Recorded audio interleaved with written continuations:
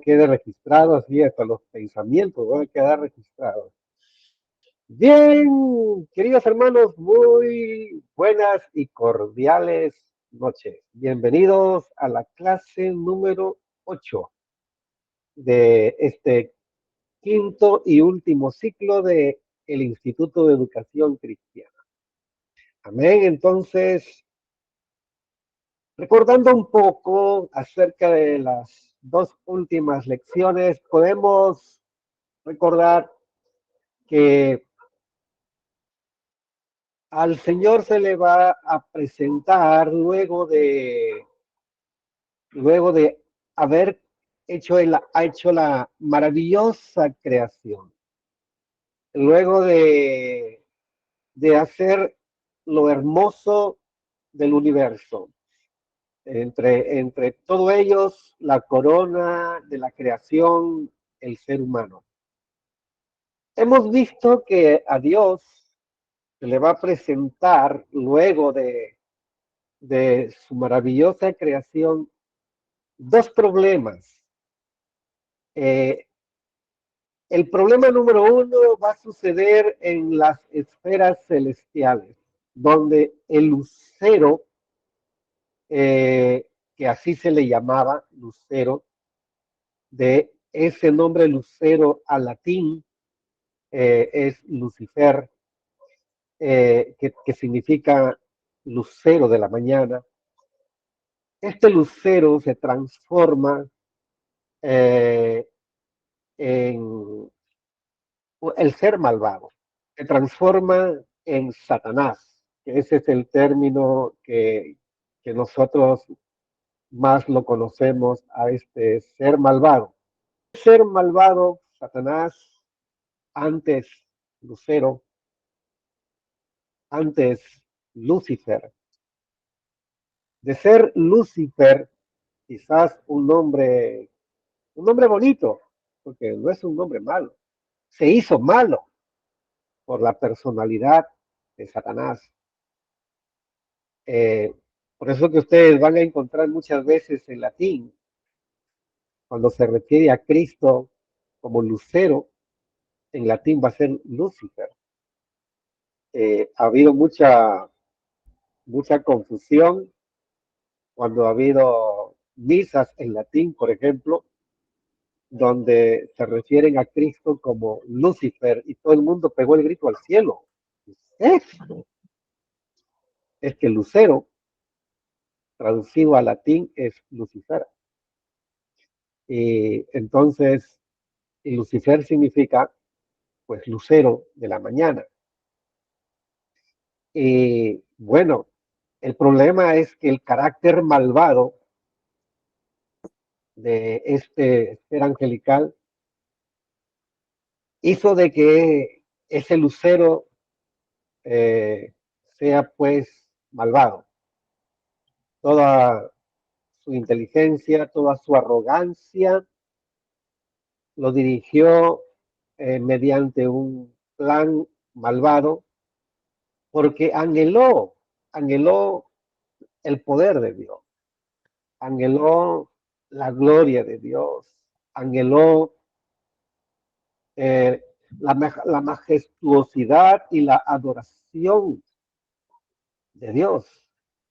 Entonces, esto lo llevó a planificar algo malvado y Dios castigó su maldad.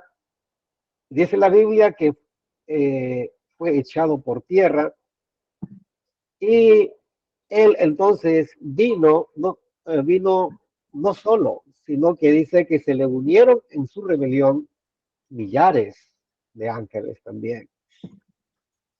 Y cuando es echado por tierra, entonces él viene con un reino, porque prácticamente la rebelión y la adhesión de ángeles automáticamente lo convierte en un reino. Entonces, él viene con un reino a la tierra y en la tierra están pues las preciosuras de la creación de Dios. Adán y Eva no se avergonzaban porque estaban vestidos de la gloria de Dios. Es así la naturaleza de la creación de Dios para con Adán y Eva, vestidos de la gloria de Dios, de tal manera que no necesitaban tener una vestimenta material o física, porque la gloria de Dios era suficiente para vestirlos. Es por eso que el apóstol Pablo ya en el Nuevo Testamento llega a decirnos, por cuanto todos pecaron, todos están destituidos de la gloria de Dios. En otras palabras, todos estamos desvestidos de la gloria de Dios. No hay manera de cubrir esa desnudez. Cualquier esfuerzo humano no puede cubrir esa desnudez. Entonces, y ahí Satanás, en forma de serpiente, como lo describe Moisés en el primer libro de la Biblia, pero el primer libro de Moisés, como se dice en otras versiones de la Biblia, Génesis para nosotros, donde nos dice pues que convenció a Eva para desobedecer a Dios. Adán y Eva desobedecen, entonces cayeron nuestros primeros seres humanos, primeros padres. Y bueno, el asunto es que ya hay dos problemas que se le han suscitado a Dios. El primer problema, la adhesión de ángeles a la rebelión del lucero de la mañana, que produce un reino falso, que produce que digamos, un reinado de las tinieblas, obviamente, ya no era el ángel de luz, sino el ángel de las tinieblas. Y ahora el siguiente problema es la caída de Adán y Eva. Y bueno, uno puede decir, como ya lo dijimos, quizás de manera especulativa, pero ¿cómo es que a Dios le pudo pasar esto? Quizás nos pueda pasar a nosotros, pero a Dios no podría pasarle esto. No, hay una cosa que nosotros conocemos como la majestad de Dios. En la majestad de Dios, en la soberanía de Dios, hay cosas que nosotros queremos una explicación que quizás no la vamos a tener, quizás no la vamos a entender. ¿Por qué Dios? ¿Acaso a Dios le sorprendieron estas cosas? La prueba indubitable es que a Dios no le sorprendió nada, porque de antemano ya Dios había elaborado un plan, o sea, antes que el hombre sea creado, antes que la rebelión del lucero de la mañana se lleve a cabo, ya Dios había establecido un plan. ¿Y cuál era ese plan? Si se suscitaron dos problemas para Dios, entonces con un plan, Dios va, como se dice criollamente, va a matar dos pájaros. Y es lo que hemos visto entonces en la clase anterior. Dios escogió a Abraham y 100 años después, 1000 años después, o sí, 1000 años después, escogió a David. Dos personajes de distinta época, pero que de la promesa que Dios hizo en Génesis 3:15 de la simiente de la mujer, refiriéndose a Cristo proféticamente, es que hay una línea genealógica partiendo de Set, hermano de Abel, hermano de Caín. Set. De esa línea, entonces van llegando personajes que nosotros conocemos. Noé, Taré, Abraham, Isaac, Jacob, más tarde David. He obviado algunos personajes pero resalto los más conocidos para nosotros. Y hasta el nacimiento de Cristo, entonces desde Set, miren, desde Set hasta el nacimiento de Cristo hay una línea genealógica inalterable, que eso estaba en el plan de Dios elaborado en su soberanía antes de la creación, antes de la fundación del mundo, en el principio, como lo revela el Nuevo Testamento. Es entonces que Dios escoge a Abraham, Dios escoge a David, y en la persona de Abraham hay un símbolo, que es el Cordero. Y en la persona de David hay otro símbolo, es el león de Judá. Y cuando uno lee en Mateo la genealogía, dice genealogía de Jesucristo, lo vimos la vez pasada, genealogía de Jesucristo, ahí en Mateo comienza, dice ahí la genealogía de Jesucristo, hijo de Abraham, hijo de David.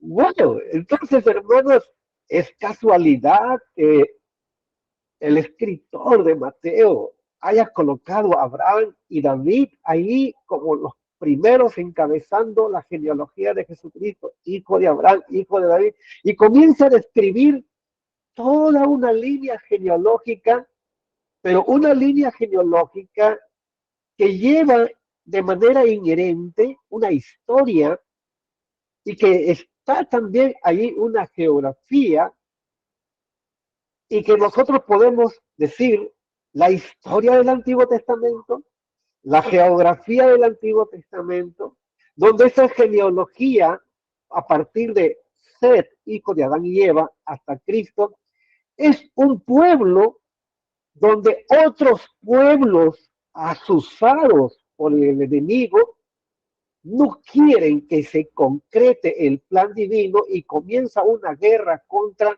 lo que se llama el pueblo de Dios, el pueblo de Israel. Guerra que no terminó cuando Cristo nació, sino que guerra que continúa hasta el día de hoy. Podemos ver, mis queridos hermanos, entonces, ante esos dos problemas, entonces hay dos programas que Dios va a ejecutar y esta es la clase de hoy. Los dos programas se relacionan. Vamos a ver entonces a qué se refiere a esto de dos programas se relacionan. Dice aquí, aunque esas dos funciones de Cristo se relacionan entre sí a través de toda la Biblia, son distintas en cuanto a su propósito. El relativo al reino es principalmente para Dios y está ligado a su reclamo de lo que, entre comillas, pongo ahí, perdió de su reino, porque se instauró un nuevo reino, el reino de las tinieblas, que de alguna manera o en gran manera se apropió de lo que le pertenece a Dios. Ese es el propósito número uno, el reino. Y el propósito número dos es redimir a la raza humana. Aquí, como dice aquí, propiciando la base de su salvación. Entonces, en una misma persona, el cordero y el león van va a lograr esa misma persona, Cristo, en la cruz, lograr dos cosas importantes.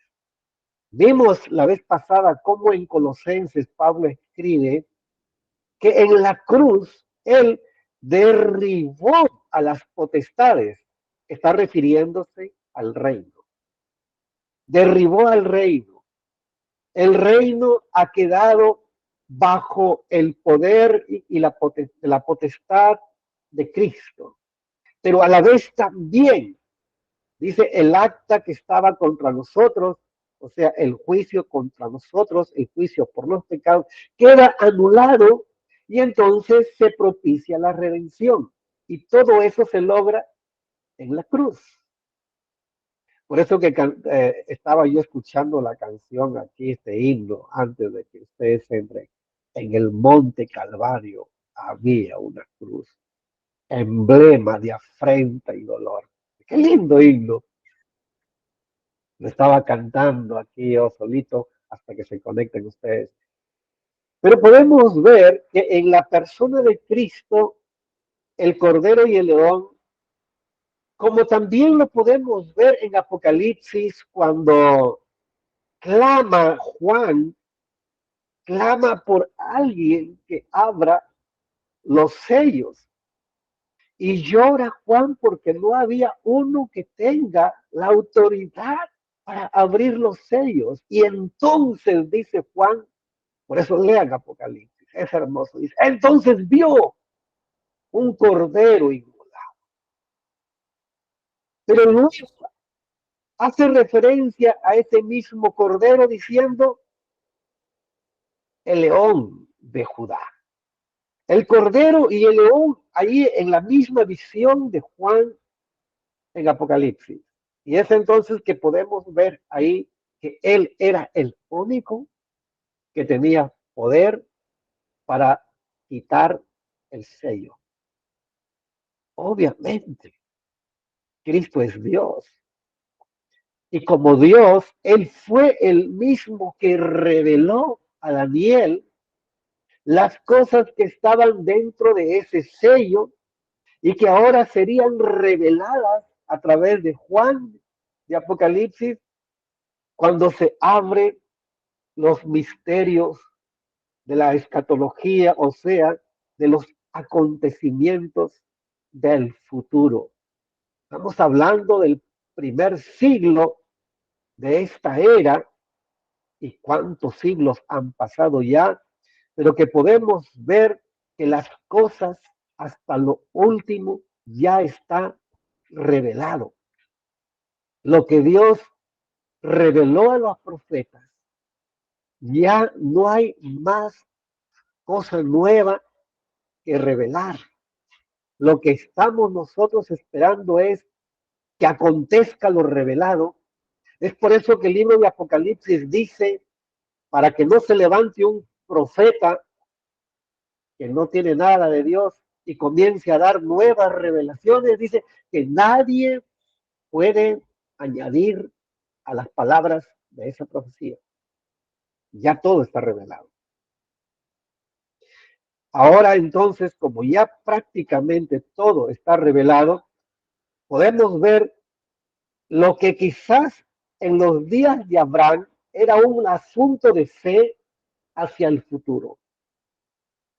En los días de Cristo era un asunto de fe mirando el cumplimiento de las profecías. Ahora nos toca a nosotros mirar hacia atrás a la cruz y mirar hacia adelante cuando veamos entonces que el Cordero y el León ha logrado a plenitud que ya no exista más memoria de un reino falso, que no exista más memoria de un hombre caído, donde serán nuevas todas las cosas. Y gloria a Dios, y cuánto anhelamos que ese día se cumpla. Quizás nos da mucho temor a la vez, pero wow, es el plan así de Dios. Dice aquí, aunque el objetivo del reino es más amplio, extendiéndose hasta el plano espiritual, dice aquí, no podría lograrse sin el programa redentor para el hombre. O sea, estaba prácticamente ambos propósitos en un solo programa, en un solo plan. O sea, dos programas en un solo plan. De tal manera que ya ejecutado ese plan, se han logrado solucionar las dos cosas. Dice aquí, observe cómo Juan relaciona ambos programas en su visión profética de Apocalipsis 5, después de ver a Cristo como el león y el cordero. Escucha a las multitudes celestiales aclamar a gran voz. Y como dice aquí, el cordero que fue inmolado es digno de tomar el poder, las riquezas, la sabiduría, la fortaleza, la gloria y la alabanza. Esa es la exclamación que hace Juan ahí cuando los sellos se estaban abriendo. Dice, no solamente había probado sus derechos, sino también su dignidad para reinar como león, como el león de Dios, al ser inmolado como el cordero de Dios. Entonces, por un lado, el cordero redime y por el otro lado, el león gana el derecho a un reino que no tenga competencia. De tal manera, cuando Cristo comenzó a predicar, él decía, el reino de los cielos se acercaba a vosotros. El reino de Dios está entre vosotros. Y entonces podemos ver que el reino de Dios ha ganado.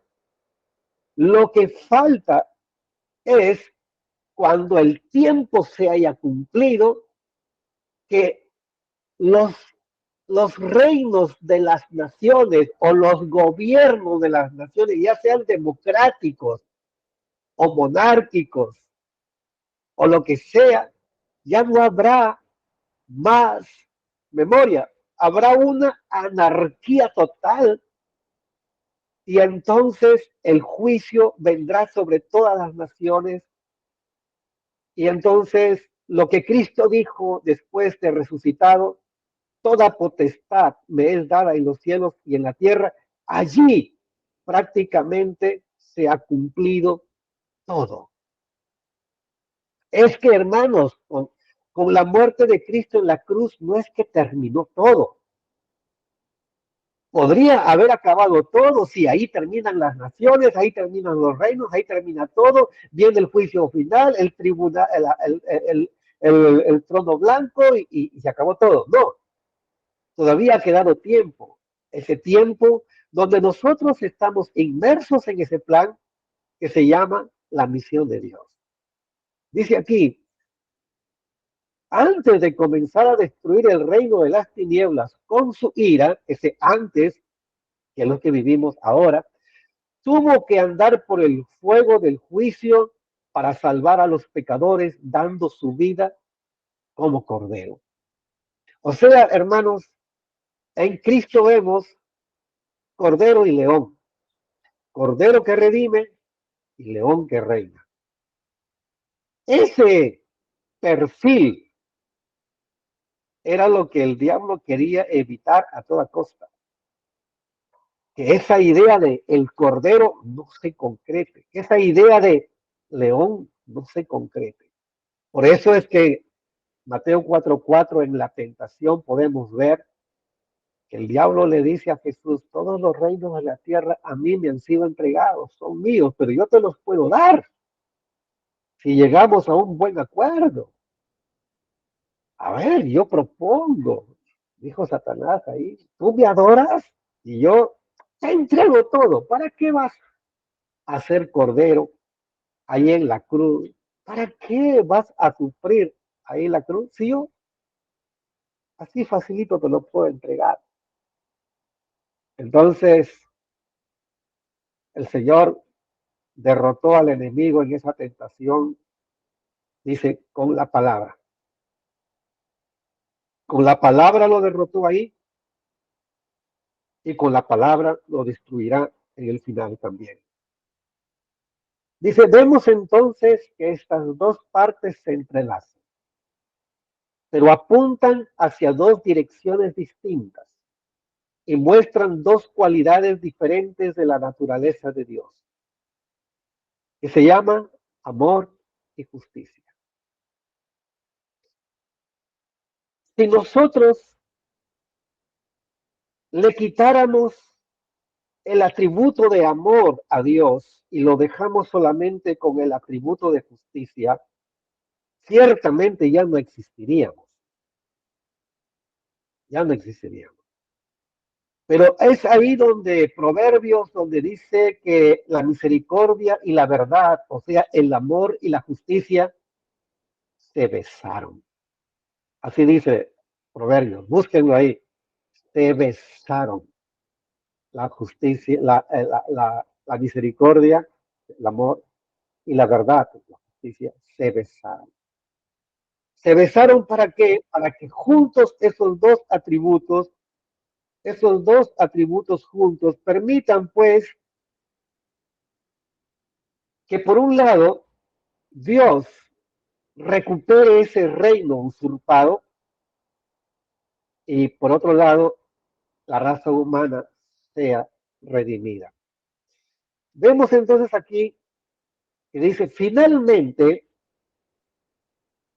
Cristo entregará al Padre este reino recuperado. Ya hay un reino recuperado. O sea, en la mente de Dios existe que un reino que en la cruz Cristo ha recuperado. O sea, Satanás ya no tiene reino. Por eso es que el apóstol Pedro lo presenta como león rugiente. Porque el león de la tribu de Judá lo ha vencido. Quiso ser león, pero hay un gran león que lo derrotó. Anda como un león rugiente buscando a quien devorar. Pero ya no tiene reino. Porque recordemos las palabras de Cristo, toda potestad me es dada en los cielos y en la tierra. Y la pregunta, ¿le habrá quedado un poquito para Satanás? No. Ahora, ¿cómo es que Satanás todavía despliega cierto poder? Bueno, es lo que Pablo dice en Efesios capítulo 2, que este mundo está siendo dirigido de manera espiritual por un determinado tiempo por el príncipe de las tinieblas. En este tiempo determinado, Satanás está engañando a todas las naciones a su manera y está entonces conduciendo a un mundo en rebelión contra Dios. Este mundo en realidad significa sistema organizado en rebelión contra Dios y que va a tener su final.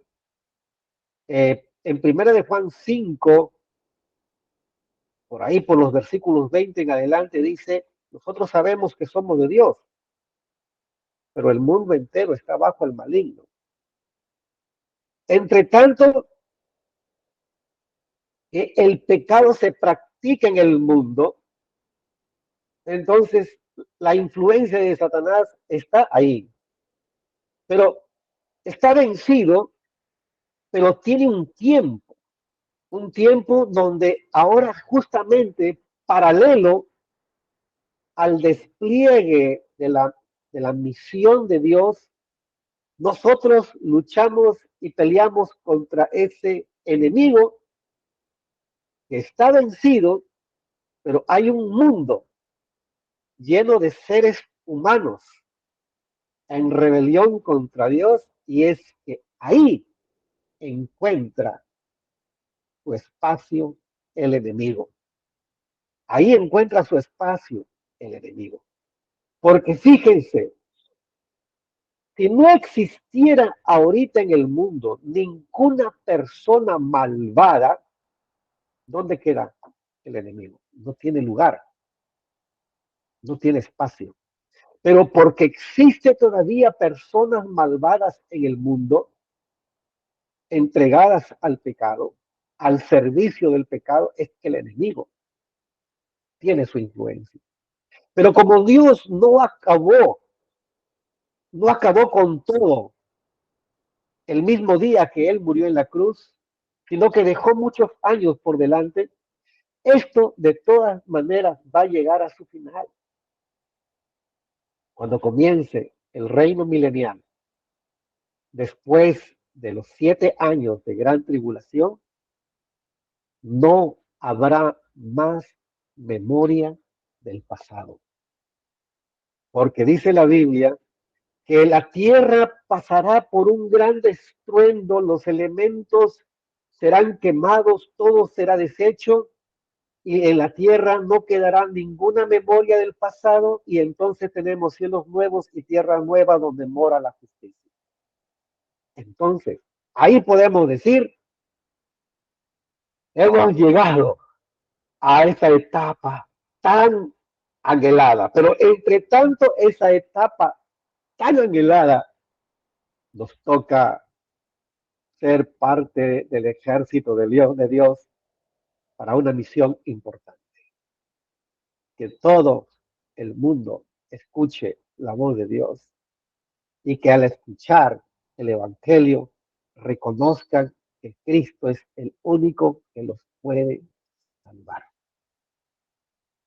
Que Cristo es el único que los puede salvar. Ese es el mensaje que tenemos que anunciar a toda la humanidad. Entonces, como se dice, pues hay mucho todavía por hacer. No ha terminado todavía el plan de Dios que comenzó antes de la fundación del mundo, sino que hoy continúa con nosotros, contigo mi hermano, contigo mi hermana, con usted, querido hermano, querida hermana, la misión de Dios continúa. Y continuará hasta el día que Dios diga, voy a descender a la tierra y voy a arrebatar a la iglesia. Y Dios se llevará a su pueblo, a su iglesia. Nos llevará, en otras palabras. Y ahí comienzan los 7 años de gran tribulación, mientras nosotros estamos con Cristo, en el tribunal de Cristo, en las bodas del Cordero. Amén. Ya vamos a ofrecer el curso de escatología para todos los que han terminado educación cristiana, para deleitarnos en estas cosas de la escatología.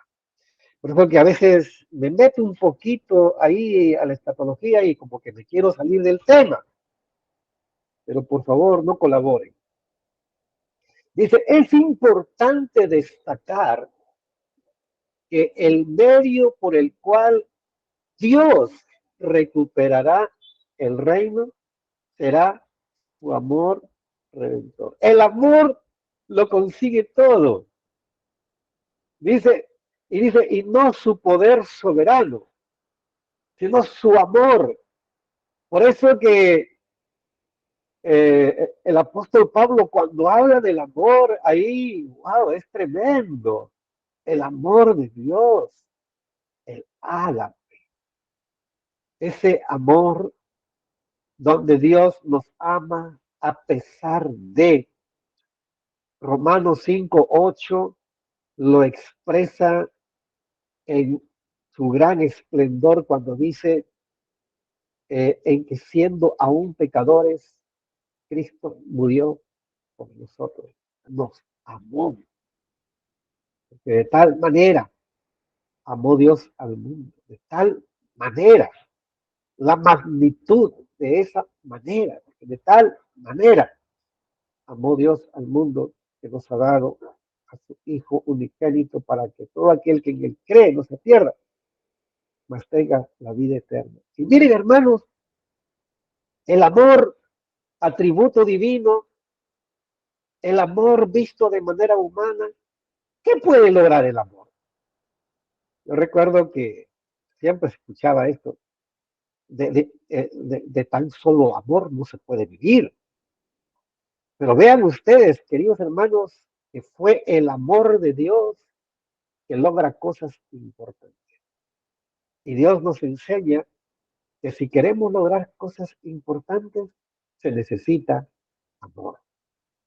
Y la misión de Dios no puede existir si no hay amor en nosotros, amor por las almas perdidas, amor por las naciones que necesitan a Cristo, amor por las tribus que no tienen a Cristo, que no hay una iglesia, que no hay testimonio cristiano, amor por el alcohólico, amor por el drogadicto, amor por ese adolescente que está perdido.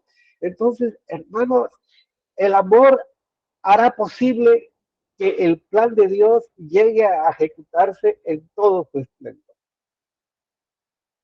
Por lo tanto, el día que dejamos de amar, todo se va a paralizar.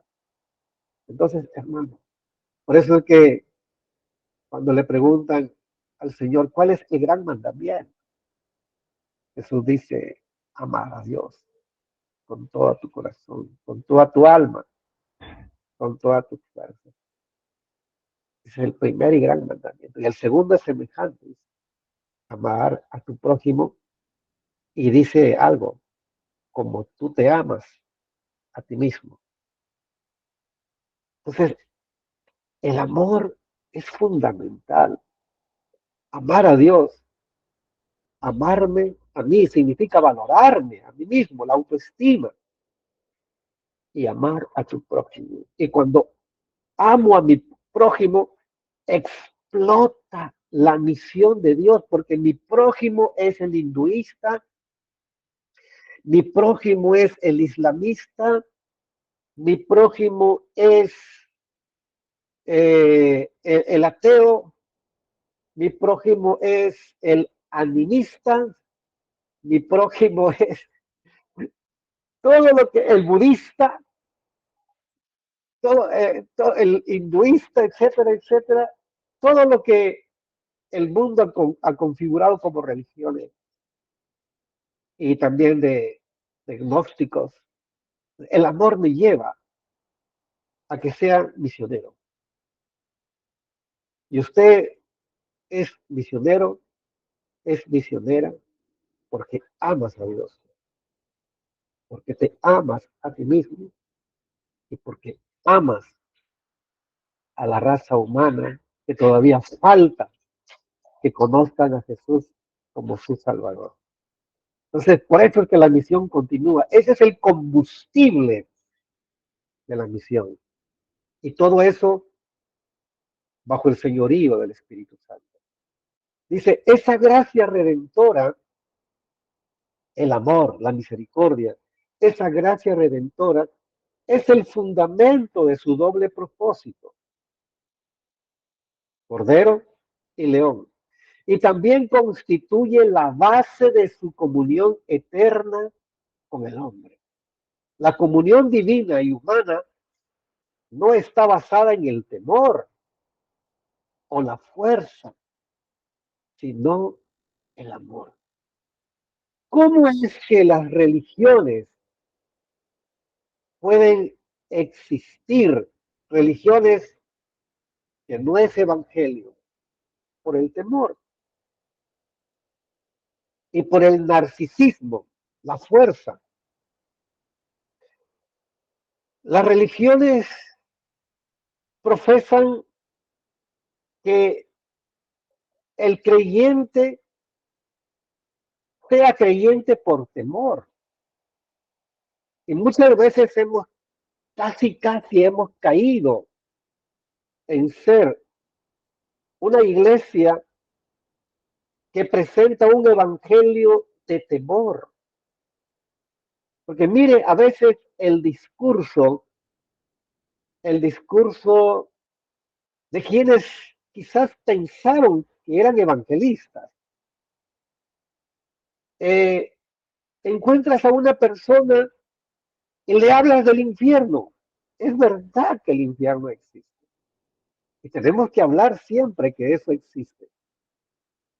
Pero si solo tu discurso es del infierno, entonces la gente que va a venir a la iglesia es por temor al infierno. Pero el día que el temor se le desaparece, se va de la iglesia. Entonces, hermanos, tenemos que presentar al mundo a Cristo y que conozcan el amor de Cristo, lo que significó Cristo en la cruz, lo que estaba predicando el domingo, ¿verdad? En la mañana. Ese gran amor de Cristo que llegó a la cruz y que sufrió los dolores y el quebranto en la cruz. Nos amó en la cruz. Cuando Cristo moría en la cruz, ah, pasó por la mente de Cristo tu nombre. Imagínate esto. Cristo está clavado en la cruz, con su corona de espinas que penetró sus sienes y de pronto por la mente del Cordero pasa tu nombre. Imagina, David Angulo pasó su nombre, pasó Betsy, pasó su nombre. ¡Wow! Vilma, pasaron los nombres de todos por la mente de Cristo y él con su gran amor estaba haciendo el sacrificio por nosotros. ¡Oh, qué tremendo! O sea, la revolución está en el amor.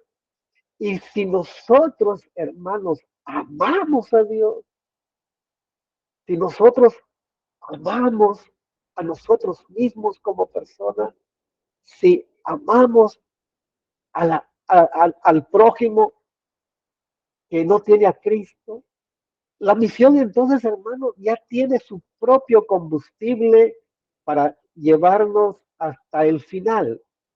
No va a faltar combustible, porque el amor, como dice Cantar de los Cantares, el amor nunca deja de ser. Gloria a Dios. El amor nunca deja de ser. Dice, al atacar el problema del hombre en rebelión bajo el poder del reino satánico, estos propósitos divinos, estos dos propósitos, redención y soberanía, están relacionados. O sea, Cristo en la cruz estaba logrando dos propósitos divinos a la vez. Ni siquiera es uno por uno a la vez.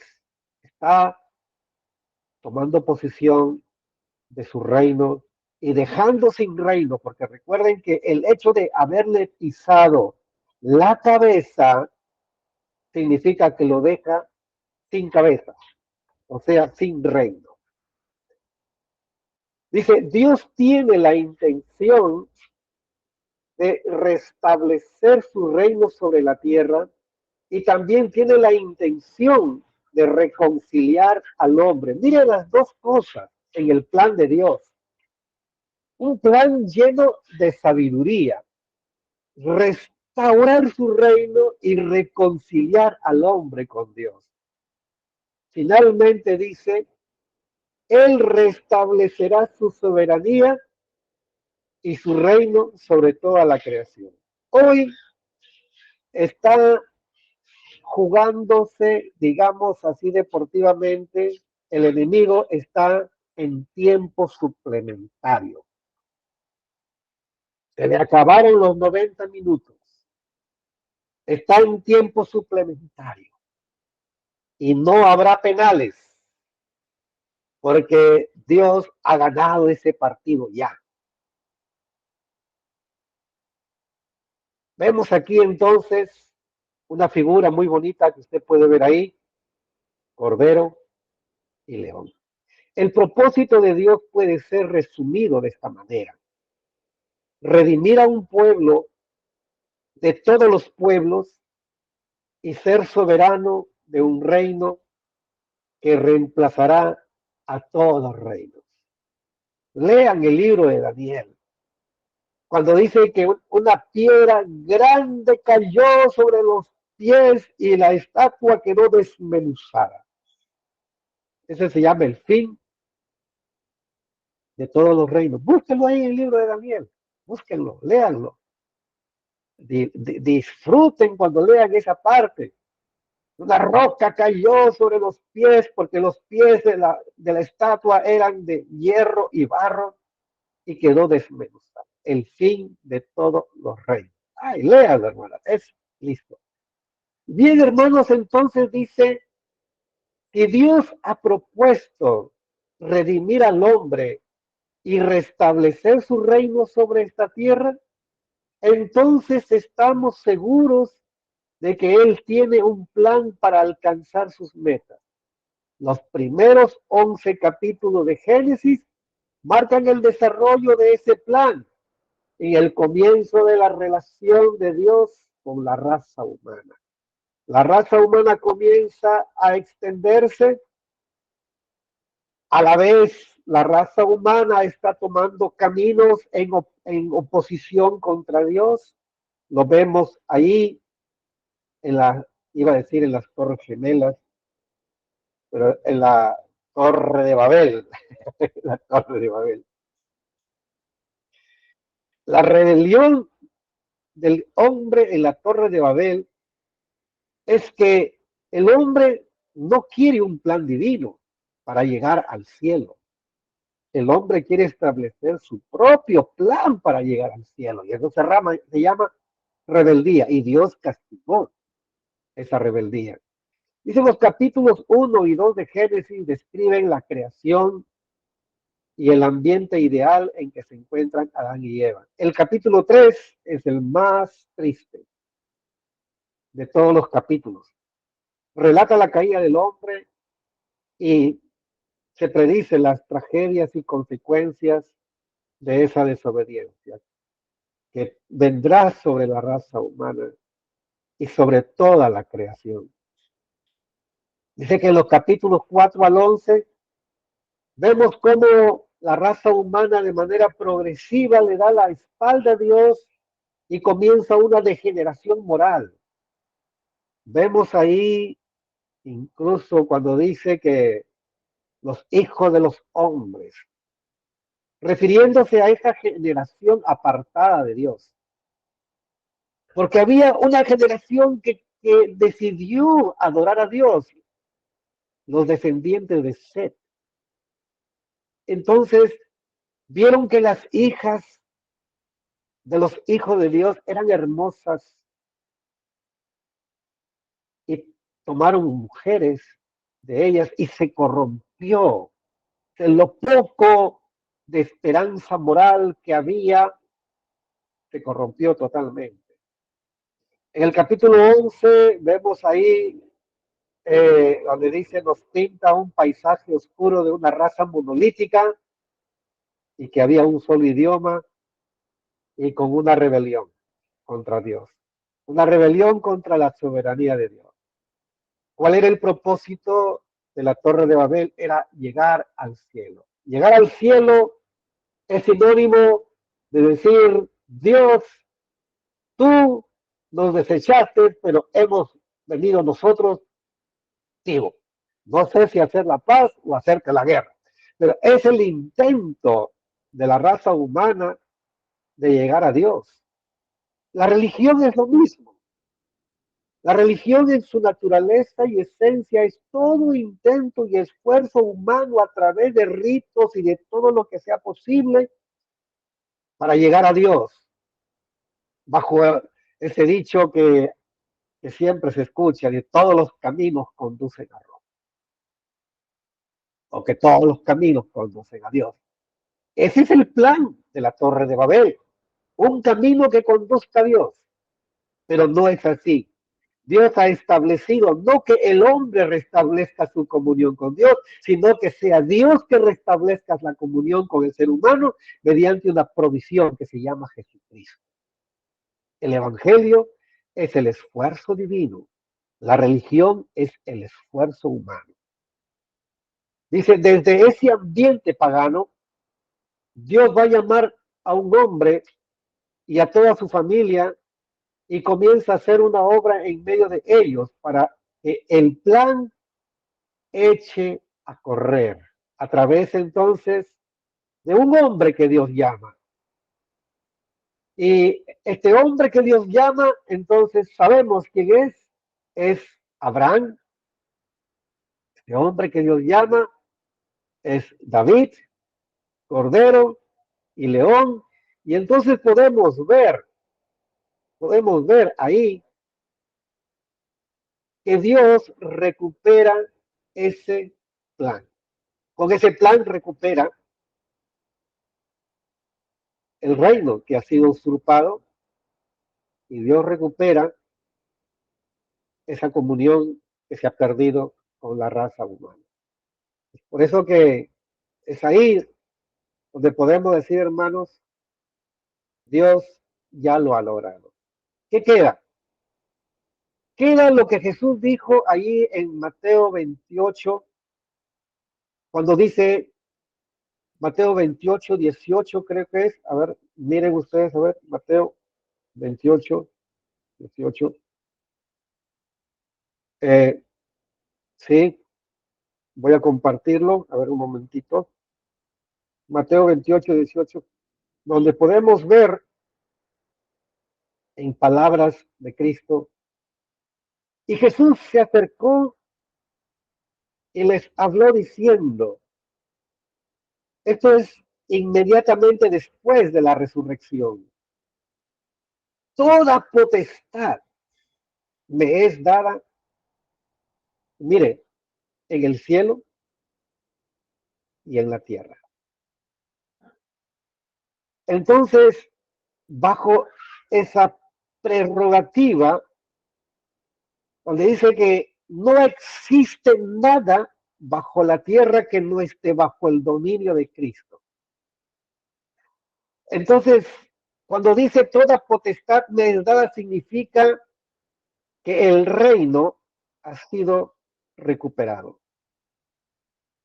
Entonces, el reino que estaba liderado por Satanás es un reino herido y que no se va a levantar de esa herida.